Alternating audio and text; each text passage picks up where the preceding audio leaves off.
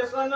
सरी जाऊँगी आयु प्रतिक्षण आम आज सत्संग बसीचे घर आसला बेल ठार जिते समय भजन कीर्तन इतने ठाकुर पाखे बसीचे आम परमय सरी सरी जाऊँगी आम जापर ना कविता को कहले किमती सरी जाऊँगी ना भग्न घटू सलिल व्यसन गोटे फुटा माठिया जे पानीटा जमी फुटा पानीटा ठपठप कमी कमी कमी आसे तार स्तर सेमती आमर जीवन जो आयुर जो स्तरटा प्रति मुहूर्त से कमी कमी जाऊँ विद्युत ज्योति परी जीवन अस्थायी यही क्षणी अच्छी यही क्षणी ना विद्युत जमी चक्की मारी दिए चक्की मिसी जाए तेणु ये जीवनटा यही आज आम ग्यारंटी दे पारिबा ना आज आम ये सत्संग बसीचे काली माने सकाल राति पहला बेलू ये ग्यारंटी ना तेणु मृत्यु मनुष्य जीवन में आसूची ठाकुर कहले जे कोठू आसीचु कोठी की जीवु से कथा भाबी लाभ कोन तो श्रेय चर्चा चाल करी तू थाउ जीवन मत हो तेणु आमे ये संसार भितर सब सचेतन रहिबा कथा मृत्यु निश्चित मनुष्य जीवन में आसीबो ही आसीबो सेदिन धर्मवक धर्मराज युधिष्ठिर को प्रश्न करथिले किंग आश्चर्य ये दुनिया रे सबुठार आश्चर्य कथा कौन सेदिन धर्मराज युधिष्ठिर उत्तर देइथिले मनीष मरी जाए तार आत्मीय स्वजन माने ताकू दाह करबा पई श्मशान को नियंती श्मशान रे ताकू संस्कार करी आसंती किंतु ता परमुहूर्त से भूली जांती ताकर दिने एई भली अवस्था हबो से दिने मरिबे ताकर आत्मीय स्वजन माने ताकू दाह करिवे तेणु मृत्यु निश्चित भाव में आसीबो तेणु आमे से विषय जानी पारुनो सेदिन विश्वविद्यालय अलेक्जेंडर कहिथिले ताकर आत्मीय स्वजन माने को मृत्यु बहु पूर्व कहिथिला तुम सब देख मोर जेतबेले मो शरीर जेतबेले डेड हे जीवो जेतबेले मरि जीवी मोर सब कि जेतबेले तमे कोकेई रे श्मशान को नबो मते मो देह ऊपर किछि आवरण करिबो नै घोड़ेइबो नै मोर दी हाथ को दी पाखरे झुलेई दबो ये समग्र विश्व देखू ये जो मु अर्थ काम जो अर्थ पे जो हेकि मो समग्र विश्व को मु आज नरसंहार करी जो अर्थ आनिथिली माने से माने मु आज कोनोसी अर्थ संपद संसार किछि नै करी जाउ नै खाली हाथे आसीथिली खाली हाथे रे जाउछि तेणु ये होची मनुष्य मृत्युर कथा तेणु आमे ए जो ठाकुर से कथा सब कहिसंती जे मरना मारना पारत मृत्यु को अवलुप्त ठाकुर कहते मृत्यु को ठाकुर कहते मृत्यु को आमे मध्य अवलुप्त करि परिबा मृत्युटा माने किछि बड़ कथा न death is a curable disease आमे मृत्यु पे चिंतित होबार दरकार नाही से कहते मृत्यु को मध्य आमे प्रकारांतरे ताको परिवर्तन करि देई पारिबु तेणु तमे सब बेले से इष्ट निष्ठा सद्गुरुकर शरणापन्न हो सतनाम मनन कर और सत्संग आश्रय ग्रहण कर मु निश्चय कहूछि तुमको तमर उन्नयन पे भाग्य को नहीं तेणु आमे ए जो बापा माँ ठाकुरंकर ताकर आइडियोलॉजी ताकर जीवन दर्शन रो मूल कथा होतंदी पिता माता आपण जानिबे पिता मातांक ठारू ए संसार रे केही बड़ नांती ठाकुर से प्रश्न करा जायतिला ठाकुर आपण जीवन रे कोन सब करिसंती तने आगंतुक प्रश्न कले सेतबेले पाखेरे ताकर आलोचना प्रसंग रो अनुलेखक प्रफुल्ल दातिले ठाकुर घरबड़ेई गले प्रश्न सुनी से पचारचंती जे आपण जीवन रे कोन करिसंती ठाकुर कहले प्रफुल्ल कह तो मु जीवन रे कोन करिछि प्रफुल्ल हाथ जोड़ी दे कहले जे मनीष पई एते करिसंती ठाकुर को पुणी ये प्रश्न आपण कोन करिसंती प्रफुल्ल तळे हाथ जोड़ी देले ठाकुर निजे उत्तर देले कहले सुन मु संक्षेप रे कहूछि मु मोर जीवन काल भितर पिता मातांकर सेवा शुश्रूषा करी तांकर आदेश निर्देश पालन करी असंभव को संभव करी तेणु पिता माता होउछंती ठाकुर कहले मो जीवन आज बड़ होईची मोर पिता माता को पूजा करी मोर पिता माता सेवा शुश्रूषा करी ताकर आज्ञा पालन करी मु आज एते बड़ होईची तेणु पिता माता हम ते पढुथनु सेते पढुथनु अटंती परम गुरु पिता माता घेन हेई दीक्षा आकाश ठू बड़ पिता माता बड़ पृथ्वी अपेक्षा ठाकुर कहिले धरणी ऊपर तुमे जदिगे चाहिबो पिता माता भिन्न आउ किछि न देखिबो पिता माता सर्वमय देख आखि फेई ताहांको पूजरे जीव हृदय खोली दे तेणु पिता माता आउटे खतरे ठाकुर कहते पिता माता ठी भक्ति जानिता प्रथम श्रेष्ठ भाव ताहारी ऊपर गजेई जीवनर स्वभाव तेणु पिता माता भक्ति करिवो हां सेदिन गोटे साधु बाणी रहिचंदी कोई साधु बाणी तो साधु कहउचंदी धन दौलत मिलिबो रे भाई मां बाप पुणी मिलिबे कानी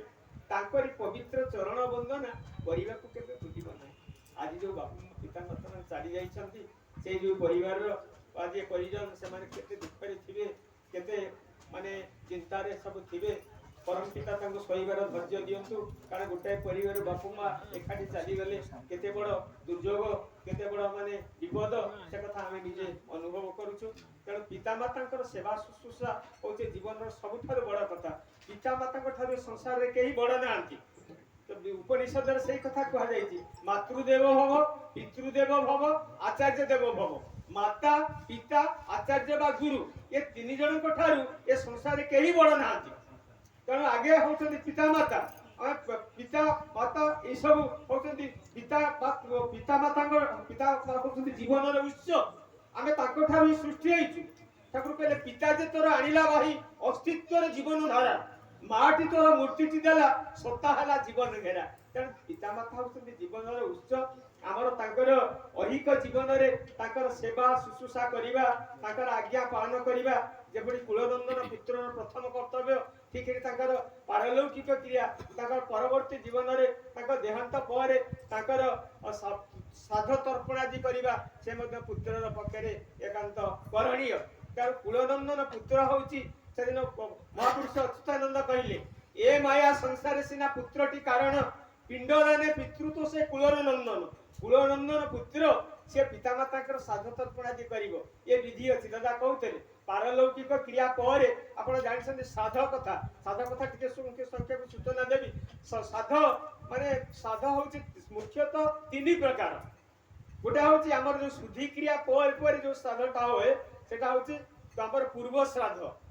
ସେଟା ହଉଛି ପୂର୍ବ ଶ୍ରାଦ୍ଧ ଆଉ ତାପରେ ସେଇ ଯୋଉ ତାଙ୍କର ମୃତ୍ୟୁ ଦିବସ ପ୍ରତି ମାସରେ ତାଙ୍କ ମୃତ୍ୟୁ ତିଥିରେ ଯୋଉ ଶ୍ରାଦ୍ଧଟା କରାଯାଏ ପ୍ରତି ମାସରେ ସେଟା ହଉଛି ମଧ୍ୟ ଶ୍ରାଦ୍ଧ ଏବଂ ତାପରେ ବର୍ଷ ପରେ ଯୋଉ ଶ୍ରାଦ୍ଧଟା କରାଯାଏ ସେଟା ହଉଛି ଉତ୍ତର ଶ୍ରାଦ୍ଧ ଏବଂ ପ୍ରତିବର୍ଷ ସେ ଯୋଉ ଶ୍ରାଦ୍ଧଟା କରାଯାଏ ସେ ହଉଛି ଯେ ବାର୍ଷିକ ଉତ୍ତର ଶ୍ରାଦ୍ଧ ତେଣୁ ଆଜି ଆମର ଏଇ ଯୋଉ ଉତ୍ତର ଶ୍ରାଦ୍ଧ ଆଜି ତା ପିଲାମାନେ ସବୁ ଦେଇଛନ୍ତି ପିତାମାତାଙ୍କ ପାଇଁ ଆଜି ଯୋଉ ଶ୍ରାଦ୍ଧ କରିଛନ୍ତି ଏ ଶ୍ରାଦ୍ଧ ହଉଛି ଆମର ଆର୍ଯ୍ୟ ସଂସ୍କୃତିର ଗୋଟେ ମହାନ ପରମ୍ପରା ଆକୁ ଭୁଲି ଯିବେ ନାହିଁ ଏଇଟା ଗୋଟେ ପବିତ୍ର କଥା ପିତାମାତା ସେଦିନ ଅତୁଲ ଭାଇ ଠାକୁରଙ୍କୁ ପ୍ରଶ୍ନ କଲେ ଠାକୁର ଶ୍ରାଦ୍ଧ କାହାକୁ କହନ୍ତି ଅତୁଲ ଭାଇ କହିଲେ ଯେ ଠାକୁର କହୁଛନ୍ତି ଶ୍ରାଦ୍ଧ ହଉଛି ପିତୃପୁରୁଷଙ୍କର ସ୍ମରଣ ମନନ ସହିତ ଶ୍ରଦ୍ଧା ସହକାରେ ଦାନ ପିତୃପୁରୁଷଙ୍କର ସ୍ମରଣ ମନନ ସହିତ ଶ୍ରଦ୍ଧା ସହକାରେ ଦାନ ଏ ଶ୍ରାଦ୍ଧ କଲେ ଆମର ଇନଷ୍ଟିଙ୍କ୍ଟ ସହଜାତ ସଂସ୍କାର ନର୍ଚର ହୁଏ ଆମେ ସମସ୍ତେ ପରିପୁଷ୍ଟ ହେଇଯାଉ ତେଣୁ ଶ୍ରାଦ୍ଧର ଶବ୍ଦ ଶ୍ରାଦ୍ଧ ଆସିଛି ଶ୍ରଦ୍ଧା ଶବ୍ଦରୁ ତାକୁ ବ୍ୟାଖ୍ୟା କରି ଠାକୁର କହୁଛନ୍ତି ଶ୍ରତ ଉପସର୍ଗ ଧା ଧାତୁରେ ଶ୍ରଦ୍ଧା ଶବ୍ଦ ଉତ୍ପନ୍ନ ହେଇଛି ଶ୍ରତ ଉପସର୍ଗ ଅର୍ଥ ଆଶ୍ରୟ ଧା ଧାତୁର ହଉଛି ଧାରଣ ଯାହାକୁ ଆଶ୍ରୟ କରି ଆମର ଏ ସତ୍ତା ବା ବିଂ ଶରୀର ଧାରଣ କରି ଜୀବନ୍ତ ହୋଇ ଉଠିଛି ସେଇ ପିତାମାତା ହଉଛନ୍ତି ଆମର ଶ୍ରଦ୍ଧାର ତେଣୁ ତାଙ୍କ ମାନେ ଠିକ ମାନେ ବିଧି ମାଫିକ ତାଙ୍କର ଶ୍ରାଦ୍ଧ ତର୍ପଣ କରିବା ହଉଛି ମଣିଷର କର୍ତ୍ତବ୍ୟ ତେଣୁ ଶ୍ରାଦ୍ଧକୁ ମଧ୍ୟ ପିଣ୍ଡଦାନ କୁହାଯାଏ ଶ୍ରାଦ୍ଧ କାହିଁକି ଦିଆଯାଏ ଆକୁ ପିଣ୍ଡଦାନ କୁହାଯାଏ ପିଣ୍ଡ ମାନେ ଅନ୍ନଦାନ ପିଣ୍ଡ ମାନେ ଶରୀର ଦାନ ପିଣ୍ଡ ମାନେ ତାଙ୍କର ଯୋଉ ପୁନର୍ଜନ୍ମ ସେ ଏଇ ପରିବାର ଭିତରେ ସେ କେମିତି ତାଙ୍କର ପୁନର୍ଜନ୍ମ ହବ ଏଇ ପରିବାରରେ କେମିତି ସେ ଦେହ ଧାରଣ କରି ଆସିବେ ବର୍ତ୍ତମାନ ସେ ପ୍ରେତ ଅବସ୍ଥାରେ ରହିଛନ୍ତି ଏ ଠାକୁରଙ୍କୁ ପଚାରିଲା ଠାକୁର ପ୍ରେତ କଣ ପ୍ରେତ ଲୋକ କଣ ଠାକୁର କହିଲେ ମଣିଷ ମରିଗଲା ପରେ ମଧ୍ୟ ବଞ୍ଚି ରହେ ତାକୁ ପ୍ରେତ ଲୋକ କୁହାଯାଏ ସେ ମଧ୍ୟ ମଣିଷ ଭଳିଆ ଆଚରଣ କରେ ତାର ସୂକ୍ଷ୍ମ ଶରୀରରେ ସେ ମଧ୍ୟ ମଣିଷ ସହିତ ଭାବର ଆଦାନ ପ୍ରଦାନ କରେ ଗୋଟେ ଉଦାହରଣ ଦେଇକି ସେ କହିଲେ ସେଦିନ ଠାକୁର ବସିଛନ୍ତି ତାଙ୍କ ପାଖରେ ଦେବୀଦା ଅଛନ୍ତି ବଡଦା ଆସିକିରି ଯୁଗାଚାର୍ଯ୍ୟ ଶିଶି ବଡଦା ଆସିକିରି ଠାକୁରଙ୍କୁ ପ୍ରଣାମ କରି କହୁଛନ୍ତି ରେଣୁମା ଆସିଥିଲା ରେଣୁମା ଆସିଥିଲା କଣ କହିଲା ନା ସେ କହିଲା ସେ ରେଣୁର ବିଭାଘର କଥା ମତେ କହିଲା କଣ ଠାକୁର କହୁଛନ୍ତି କଣ ମତେ କହିଲା ଆଉ ରେଣୁକାର ମା ସେ କହୁଛନ୍ତି ରେଣୁକାର ମା କଣ ମତେ ସେ ଝିଅର ବିଭାଘର କଥା କହିଲା ତେତେ କହିଲା ଆମ ଉପରେ କଣ ତାର ଭରସା ଆସୁନାହିଁ ଦେବୀଦା ପାଖରେ ବସିଥିଲେ କହିଲେ ଠାକୁର କୋଉ ରେଣୁ ମା ନା ରେଣୁକାର ମା ନା ସେ ତ ଅନେକ ଦିନ ହେଲା ମରିଗଲାଣି ସେ କେମିତି ଆସିଲା ମରିଗଲା ପରେ ସେମାନେ ମଧ୍ୟ ଆସିକି ସେ ବଡ ଫକା ସେ ଅସରୀ ମାନଙ୍କ ସହିତ କଥାବାର୍ତ୍ତା କରିପାରେ ବାକ୍ୟ ବିନିମୟ କରିପାରେ ତେଣୁ ଆଉ ଥରେ ଆଉ ବର୍ଦ୍ଧା ମଧ୍ୟ କହୁଛନ୍ତି ଆଜି ନରେନ ଆସିଥିଲା ନା ନରେନ ଆସିଥିଲା କଣ କହିଲା ନରେନ ଠାକୁର ନରେନ ମାନେ ସେଇ ମୃତ ଯେ ଆଶ୍ରମର ଜଣେ ନିୟତ କର୍ମୀ ଥିଲେ, ତାଙ୍କର ଦେହାନ୍ତ ହେଇଯାଇଛି, ସେ ମରି ଯାଇଛନ୍ତି। ସେ ତାପରେ ବଳଦାଙ୍କ ସହିତ ଆସିକି ତାଙ୍କର ଆତ୍ମା ତାଙ୍କର ଯୋଉ ଶରୀର ପ୍ରେତ ସେ କଥାବାର୍ତ୍ତା କରୁଛି। କଣ ସେଥିରେ ଠାକୁର କଣ କହିଲା ତେତେ ନରେନ? ନା ସେ କହିଲା ଆପଣ ତାକୁ ଯୋଉ ଗାଈଟା ଦେଇଥିଲେ ସେ ମାନେ ପଇସାରେ ଏଭଳି ଭାବରେ ଅସୁବିଧାରେ ପଡିଲା, ଅଭାବରେ ସେ ଗାଈଟାକୁ ବିକିଦେଲା। ଆପଣ ତାକୁ ଇଷ୍ଟ କର୍ମ କରିବା ପାଇଁ ଗୋଟେ ସାଇକେଲ ଦେଇଥିଲେ, ଯିବା ପାଇଁ ସତ୍ସଙ୍ଗକୁ ଇଷ୍ଟ କର୍ମ କରିବ। ସେ ତ ଆର୍ଥିକ ଅନଟନ ଭିତରେ ସାଇକେଲଟା ବି ବିକ୍ରି କରିଦେଲା। ନା ଆଉ କଣ କହୁଥିଲା? ନା ସେ ପଣ୍ଡା ସାହିରୁ କିଛି ଟଙ୍କା, ଦେଓଘରର ପଣ୍ଡା ସାହିରୁ କିଛି ଟଙ୍କା କରଜ ଆଣିଥିଲା, ସେ କରଜ ସୁଝି ପାରିନାହିଁ। ତେଣୁ ତାର ଆତ୍ମାର ମୁକ୍ତି ହେଇପାରୁନାହିଁ। ବିକଳ ହେଇକିରି ମତେ ପ୍ରାର୍ଥନା କରୁଥିଲା ଆପଣ ବ୍ୟବସ୍ଥା କରନ୍ତୁ। ମୁଁ ଏଇ ଯୋଉଗୁଡାକ ଗୁରୁ କଥା, ଗୁରୁଙ୍କର ଜିନିଷକୁ ମୁଁ ବିକ୍ରି କରିଦେଇଛି, ତାକୁ ହଜେଇ ଦେଇଛି। ମୁଁ ଏଇ ଯୋଉ ତାର ଅର୍ଥ ସୁଝି ପାରିନାହିଁ, ତେଣୁ ମୋ ଆତ୍ମାର ମୁକ୍ତି ପାଇପାରୁନାହିଁ, ମୁଁ ପୁନର୍ଜନ୍ମ ହେଇପାରୁନାହିଁ। ଆଉ ଠାକୁର କହିଲେ ଶୀଘ୍ର ତାର ବ୍ୟବସ୍ଥା କରିଦେ ମୁକୁଳେଇବାର। ପର୍ଦା କରୁଛନ୍ତି, ମୁଁ ତାକୁ କରିସାରିଛି। ଠାକୁର ଆନନ୍ଦରେ ଡାକମଗ ହେଇଗଲେ ବାସ୍ ବାସ୍। ତେଣୁ ଏଇ ମୃତ୍ୟୁ ଶ୍ରାଦ୍ଧ ମାନେ ଇଏ ହଉଛି ସବୁଠାରୁ ମାନେ ଗୁରୁତ୍ୱପୂର୍ଣ୍ଣ କଥା। ଶ୍ରାଦ୍ଧ ତାକୁ ବିଧି ମାଫିକି କରିବାକୁ ହେବ। ମାନେ ଶ୍ରାଦ୍ଧଟା ଏଭଳି ଭାବରେ ଜିନିଷ ଯେ ଆପଣ ତାକୁ ବିଧି ମାଫିକି ଠିକ ଭାବରେ କରିବ। ଶ୍ରାଦ୍ଧ କୌଣସି ଭଡ଼ା ଘରେ ହବ ନାହିଁ, ଶ୍ରାଦ୍ଧ କୌଣସି ଗୋଶାଳାରେ ହବ ନାହିଁ, ଅପବିତ୍ର ସ୍ଥାନରେ ହବ ନାହିଁ। ଯୋଉଠି ତାର ଜନ୍ମ ସ୍ଥାନ, ଯୋଉଠି ସେ ଜନ୍ମ ହେଇଥିଲା, ଯୋଉଠି ତାର ଷଠି ଘର ରହିଛି, ସେଇ ଜାଗାରେ ତାର ଶ୍ରାଦ୍ଧ ହବ। ତେଣୁ ତାକୁ ବିଧି ମାଫିକି କରିବାକୁ ପଡିବ। ଯଦି ବିଧି ମାଫିକି ନ କଲେ ସେ ଯୋଉ ଆତ୍ମାର ତାର ପୁନର୍ଜନ୍ମ ପରିବର୍ତ୍ତେ ସେଟା ତ ଓଲଟା ଫଳ ଦବ। ସେ ମାନେ ଠାକୁର କହିଲେ ଆମେ ଚାହିଁଥିଲୁ ଏଇ ପରିବାର ଭିତରେ ସେ ଆତ୍ମା କେମିତି ପୁନର୍ଜନ୍ମ ଲାଭ କରିବ, କିନ୍ତୁ ଆମେ ତାକୁ ଗୋଟେ ମେହେନ୍ତରାଣୀ ଘରକୁ ପଠେଇଦେଲୁ। ସେ କଥା ମୁଁ ଆଲୋଚନା କରୁନି, ଦାଦା କହିବେ। ତେଣୁ ସେ ଅସୁବିଧା ରହୁଛି। ତେଣୁ ଆସନ୍ତୁ, ମଣିଷ ଜୀବନଟା ସରସ ସୁନ୍ଦର ମଧୁମୟ ହେଇପାରିବ ଯଦି ଆମେ ଜୀବନରେ ଇଷ୍ଟ ଗ୍ରହଣ କରିଥିବା, ପୁରୁଷୋତ୍ତମକୁ ଗ୍ରହଣ କରିଥିବା। ଜୀବନର ସିଏ ହେଉଛନ୍ତି ଆମର ସବୁ କିଛି, ସେ ହେଉଛନ୍ତି ଆମର ପିତାମାତା। ତେଣୁ ତାଙ୍କ ଯାହା ଜୀବନରେ ଠାକୁର କହିଲେ ମାନେ ସଦ୍ଗୁରୁ ଗ୍ରହଣ, ସଦ୍ଗୁରୁ ଗ୍ରହଣ ହେଉଛି ଜୀବନର ଏକମାତ୍ର ଉଦ୍ଦେଶ୍ୟ। ମଣିଷ ଜନ୍ମ ସାର୍ଥକ ହେଇପାରିବ ଯଦି ଆମେ ଗୁରୁ ଗ୍ରହଣ କରିଥିବା। ଗୁରୁ ନଥାଏ ଅର୍ଜୁନ କାହିଁ ପାଇବୁ ସଦଜ୍ଞାନ। ତେଣୁ ଗୁରୁ ହିଁ ମଣିଷର ମୂଳ କଥା। ତାକୁ ଗୋଟେ ବାଣୀରେ କହିଲେ ଯାହା ଜୀବନରେ ଗୁରୁ ବା ଆଦର୍ଶ ନାହିଁ, ଆଦର୍ଶ ବା ଗୁରୁ ବୋଲି ମାନିବା ଯାହା ଜାତକରେ ଭଗବାନ ଲେଖିଥାନ୍ତି, ସେ ପତିତ ନିଶ୍ଚୟ। ଆଉ ସେ ଯେତେ ଏନଲାଇଟେଣ୍ଡ ହେଉନା କାହିଁକି, ତାର ପତନ ମଧ୍ୟ ସେତେ ଏନଲାଇଟେଣ୍ଡଲି। ତେଣୁ ଗୁରୁ ଗ୍ରହଣ ହଉଛି ଏ ସତ୍ସଙ୍ଗ ଆଜି ଆମେ କରିଛେ, ଆଜି ଇଷ୍ଟଙ୍କର ଆରାଧନା କରିଛେ। ପ୍ରତ୍ୟେକ ମଙ୍ଗଳ କାର୍ଯ୍ୟରେ ଇଷ୍ଟଙ୍କର ଆରାଧନା, ଗୁରୁଙ୍କର ଆରାଧନା କରିବା ଉଚିତ। ଗୁରୁ ପୂଜା ନା করলে কিন্তু কোন দেবতার হয় না পূজা, সর্বদেবতার সিদ্ধ আসন, গুরু ହିଁ কিন্তু তাদের ধ্বজা। তেଣୁ ଜୀବନରେ ମାନେ ଗୁରୁ ହଉଛନ୍ତି, ଠାକୁର କହିଲେ ତୁମର ଧନ ସମ୍ପଦ ବହୁତ ଥାଇପାରେ, ତମେ ନଗଣ୍ୟ ଗରିବ ମଧ୍ୟ ହୋଇପାର, କିନ୍ତୁ ଯାହା ଜୀବନରେ ସେ ପ୍ରିୟ ନାହିଁ, ପ୍ରୀତି ପ୍ରତ୍ୟାଶା ଯାହାର ବ୍ୟାହତ, ସେ କିନ୍ତୁ ସର୍ବହରା ସର୍ବତ ଭାବରେ। ତେଣୁ ଯାହା ଜୀବନରେ ଗୁରୁ ହଉଛନ୍ତି ଏକାନ୍ତ ପ୍ରୟୋଜନ। ଆମେ ଯଦି ତାଙ୍କର ଶରଣାପନ୍ନ ହେଇଯିବା, ଏ ପରିବାର ପରିଜନ ସମସ୍ତେ ତାଙ୍କର ଶରଣାପନ୍ନ ହେଇ ଠିକ ଭାବରେ ତାଙ୍କର ନିୟମ କାନୁନ ମାନିକିରି ଚଳିବା, ଅନୁଶାସନ ମାନି ଚଳିବା, ତାହେଲେ ମଣିଷ ଜୀବନ ସରସ ସୁନ୍ଦର ମଧୁମୟ ହେଇପଡ଼ିବ। ତେଣୁ ଆସନ୍ତୁ ଆମେ ପ୍ରତ୍ୟେକ ତାଙ୍କୁ ଜୀବନରେ ଗ୍ରହଣ କରିବା। ଠାକୁର କହୁଛନ୍ତି ଯାହା ଜୀବନରେ ଯୋଉ କଥା କହୁଛନ୍ତି ଗୁରୁ ମାନେ ଗୁରୁ ଯାହାର ନାହିଁ, ସେ ନିଶ୍ଚିତ ଭାବରେ ତା ଜୀବନରେ ବିପଦ ଆସିବ ହିଁ ଆସିବ। ଠାକୁର ସେଦିନ ପ୍ରଶ୍ନ କରାଯାଉଥିଲା, ଠାକୁର ଆଜିର ଯୋଉ ଅବିଦ୍ୟା, କୁଶିକ୍ଷା, କୁସଂସ୍କାର